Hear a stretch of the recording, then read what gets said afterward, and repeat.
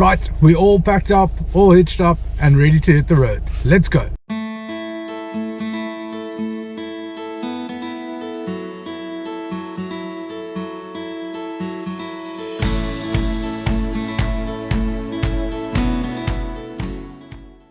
We started off with a brunch stop at the O'Meal just outside of Rawsonville before pointing the car's nose towards Ceres and making our way to Schoongezicht Campsite.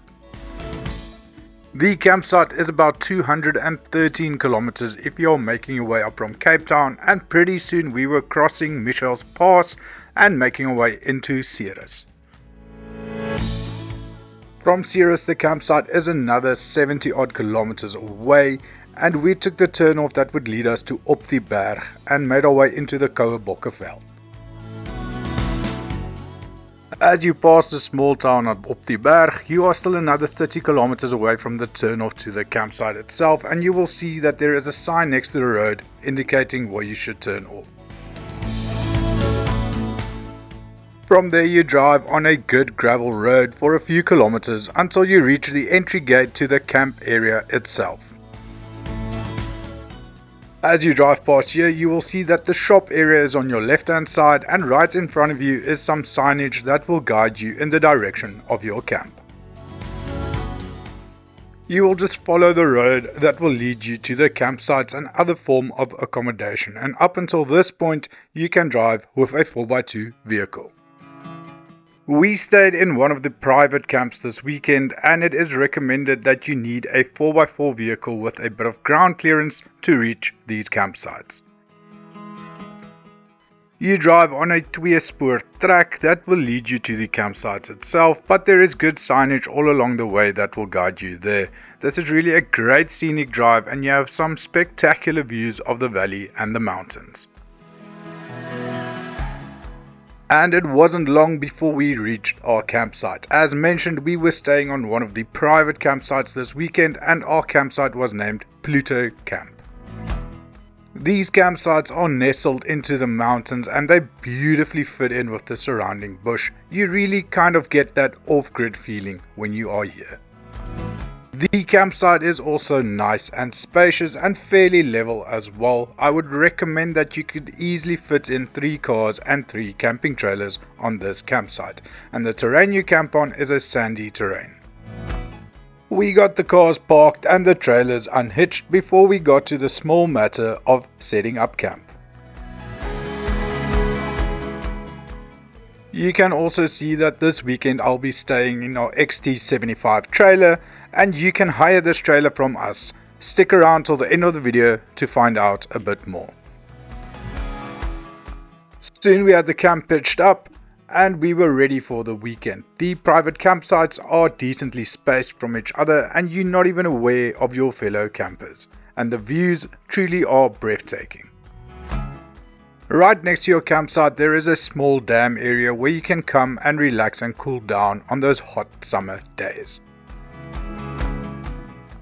We spent the first afternoon just relaxing and unwinding and getting rid of the week's stress. Although there is a lapa area that will provide you with some shelter and shade, I would recommend that if you need shade next to your tent or car, you should take along a form of gazebo or awning. As the sun was starting to set, we made our way towards the lapa area that is scenically built around some rocks. Inside the lapa area there is a zinc where you can wash your dishes, as well as 2 braais. One is a raised braai drum and the other one is a fire pit on the ground with a lid that you can cover up at night. There was also braai utensils and a roof area to shelter you from the sun or the rain or the elements. And it wasn't long before we were all nestled into the lapa area and getting the fire started. We ordered firewood from the campsite itself, and it was already on our campsite when we arrived.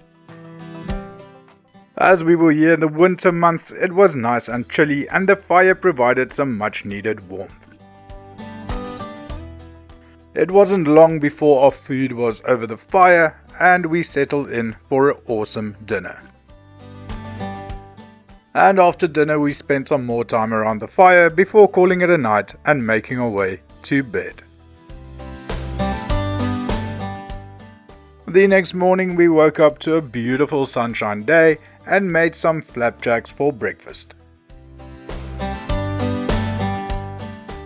After breakfast we had a nice relaxing day ahead of us and we could explore the camp a bit more.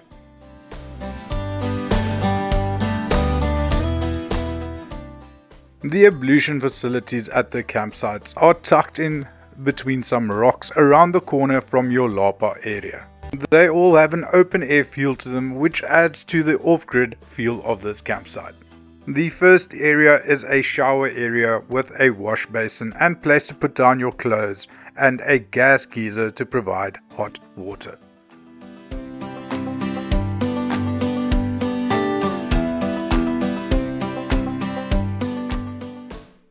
The second area is also an open air shower, and upon making your booking you will receive an instructional video telling you how the hot water geyser works here. It is also equipped with a wash basin and place to put your clothes.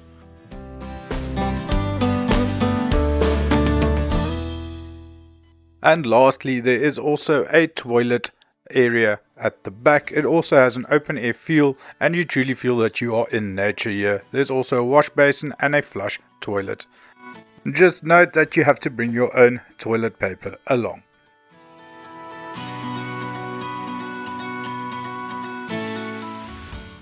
Apart from the dam area, there is also a scenic splash pool almost carved into the rock formation at your campsite where you can come and cool down and relax on those hot summer days. I can truly see this being a popular spot in summer, but as we were there in winter, we did not get in. And there is no electricity at the campsite, so if you need to charge batteries, you need to pack those solar panels. There is also one more toilet area located at the back of your campsite. It also has an open air feel.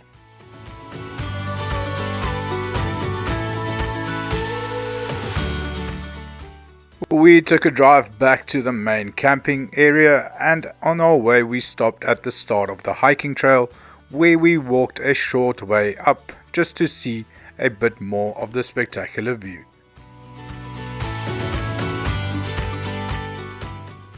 Back at the main camping area you get to the communal campsites. These are neat and well maintained campsites that are nestled underneath some trees to provide shade and shelter throughout the day. They each have a braai drum and access to electricity in the form of 3-point electrical outlets.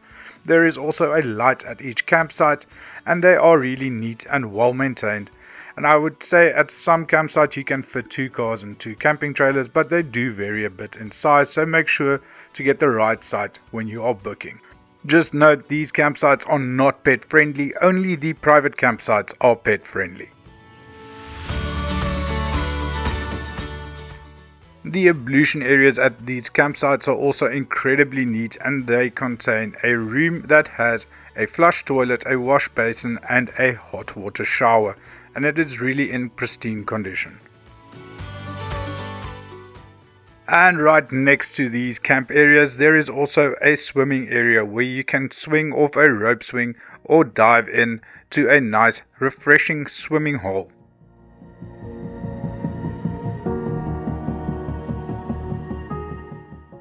And you can also stay in one of the caravans that's on the premises or one of the cottages that's located on the farm. Back at the entrance of the camp we paid the shop a visit where you can buy drinks, ice, firewood, snacks and some basic essentials, and you can also pay with a credit card. And soon we were back at camp and we could just sit back, relax, get the fire going for lunch and enjoy our day. This is a beautifully secluded campsite where you can be peaceful for your whole stay, and I think it is a great campsite to book out if you are a bit of a group as well. You can also go look on the camp's website to get a feel of the other private campsites that are located on the farm.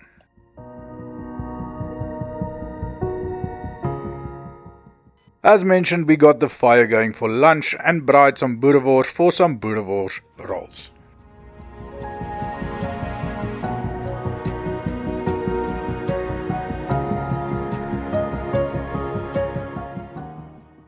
And as the afternoon drew on, we took in our last moments of the day here at camp and just relaxing and enjoying ourselves.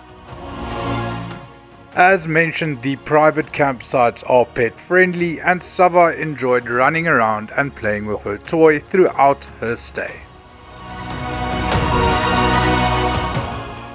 We kept the fire going throughout the whole day and we witnessed an incredible sunset, and soon it was time to nestle in around the fire for tonight's braai.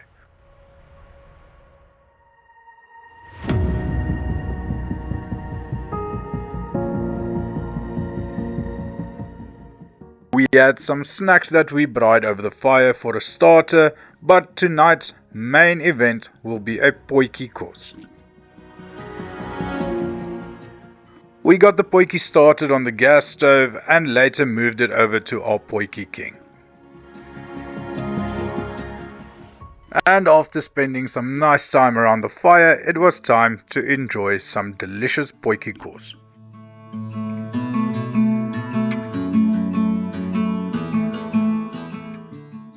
After dinner it was time to clean up everything and pack everything away before turning in for bed.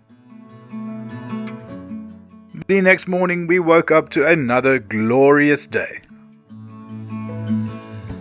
We got our day started by making the remainder of the flapjacks mix we had left over, as well as some bacon and eggs. And after breakfast it was time to break down camp, hitch the trailers back up and make our way home. We had an incredible stay at Schoongezicht Campsite, and I must say I can recommend it to anyone who wants to break away from the noise of city life and just relax and recharge a bit. As always, thank you for watching. I hope you enjoyed it. If you enjoyed this video, please like the video, subscribe to our channel for more content, and as always, happy camping until next time.